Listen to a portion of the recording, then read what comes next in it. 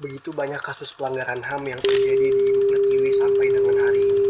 Tak jarang, masih banyak kasus yang belum menemukan titik terang.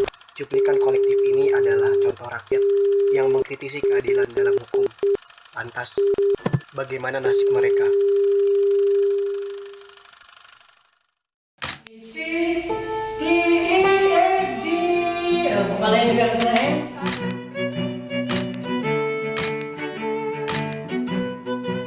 Setiap orang berhak untuk menikmati kebebasan tanpa memandang usia, baik laki-laki ataupun perempuan, dari lahir sampai mati.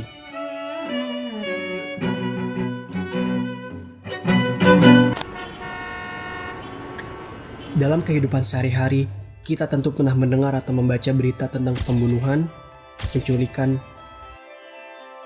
bahkan penyiksaan. Semua yang diungkapkan tadi merupakan bentuk segelintir pelanggaran HAM yang sering terjadi di masyarakat.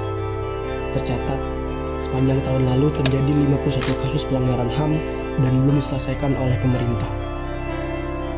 Dengan demikian, pelanggaran HAM banyak sekali bentuknya.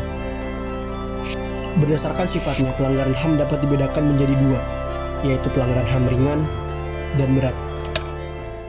Pelanggaran HAM ringan yaitu pelanggaran HAM yang tidak mengancam keselamatan jiwa manusia, akan tetapi dapat berbahaya jika tidak segera ditanggulangi. Contohnya, pembulian. Rizal, bocah yang berusia 12 tahun ini merupakan penjual jalan kotek di mana ia dibully oleh sekelompok pemuda ketika sedang menjajakan dagangan dengan sepedanya.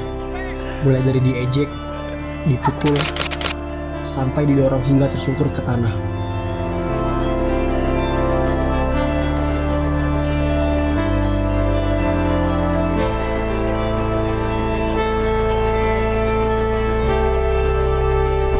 Pelanggaran HAM berat, yaitu pelanggaran HAM yang berbahaya dan mengancam nyawa manusia, seperti pembunuhan. Jadi boleh dikata dalam kasus penculikan ini, substansi pelaku itu belum terjangkau. Motif penculikan masih dilihat sebagai individu-individu, bukan bagaimana rezim ini mempertahankan kekuasaan. Ia adalah seorang aktivis HAM yang meninggal pada tanggal 7 September 2004 karena dibunuh.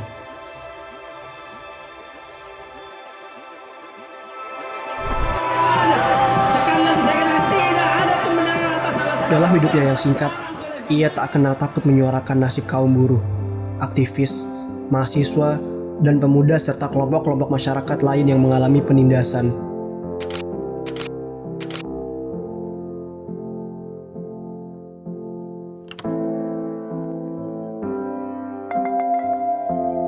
Pelanggaran HAM disebabkan oleh faktor internal dan faktor eksternal. Faktor internal artinya ketika seseorang melakukan pelanggaran HAM berasal dari dalam diri sendiri. Sedangkan faktor eksternal berasal dari luar diri manusia seperti penyalahgunaan kekuasaan dan ketidaktegasan aparat penegak hukum.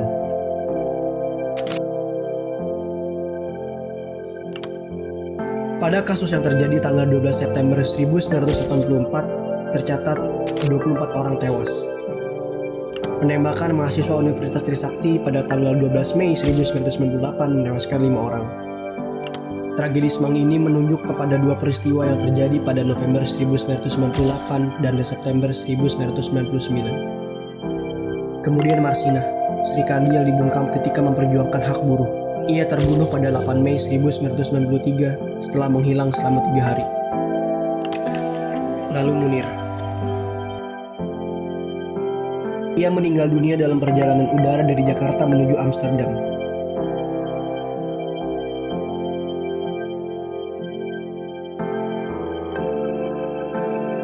Otopsi oleh Netherlands Forensic Institute menyimpulkan Munir tewas akibat racun arsenik.